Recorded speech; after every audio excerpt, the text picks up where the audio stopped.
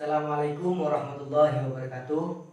Di sini kami akan mempresentasikan perubahan struktur ekonomi Indonesia yang diajukan untuk memenuhi tugas mata kuliah perekonomian Indonesia yang diampu oleh dosen Bapak Hendra Rustantono MPD dan saya sendiri Sumardi.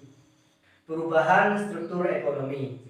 Sendiri meminjam istilah Kusnet menyatakan bahwa perubahan struktur ekonomi secara umum disebut sebagai transformasi struktur yang diartikan sebagai suatu kerangkaian perubahan yang saling berkaitan satu sama lain. Jadi di sini sendiri itu meminjam istilah dari Husnet yang menyatakan begini, sebuah mengartikan struktur ekonomi itu sendiri adalah suatu kerangkaian yang perubahan yang berkaitan dari satu sama lain seperti itu.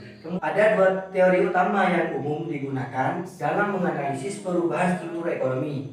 Yang pertama yaitu dari Arthur Lewis tentang migrasi dan Hollis sendiri tentang teori transportasi struktural. Jadi ada dua. Yang pertama dari Arthur Lewis tentang migrasi dan yang kedua dari Hollis sendiri tentang teori transformasi struktural. Struktur perekonomian Indonesia ada 4 tinjauan. Yang pertama makro sektoral, yang kedua keuangan, yang ketiga kenegaraan, yang keempat birokrasi pengambilan keputusan.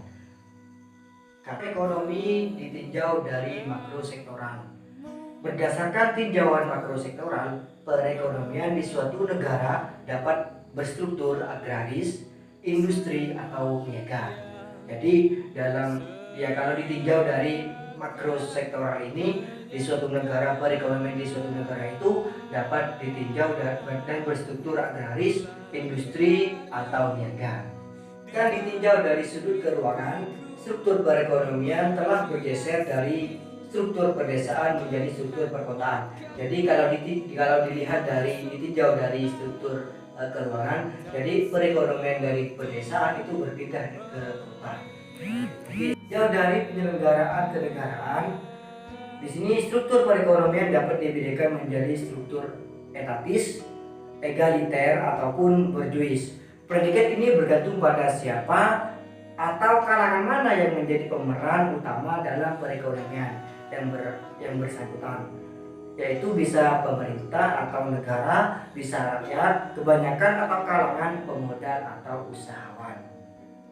Struktur ekonomi dapat pula dilihat berdasarkan tinjauan birokrasi pengambilan keputusan.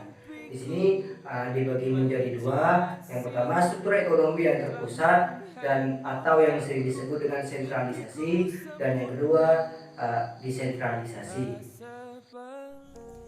Assalamualaikum warahmatullahi wabarakatuh. Saya Wiwi Lailatul Fadila. Di sini saya akan menyambung materi dari pemateri pertama. Saya akan membahas mengenai faktor-faktor penentu perubahan struktur ekonomi. Faktor-faktor tersebut ada dua, yaitu faktor internal dan faktor eksternal. Faktor internal sendiri terbagi menjadi dua lagi, yaitu aggregate demand dan aggregate supply. Aggregate demand adalah jumlah barang dan jasa yang dihasilkan dalam kegiatan perekonomian. Sedangkan aggregate supply adalah hubungan antara jumlah barang dan jasa yang ditawarkan. Selanjutnya yaitu faktor-faktor eksternal. Faktor eksternal sendiri bisa terjadi karena kemajuan teknologi.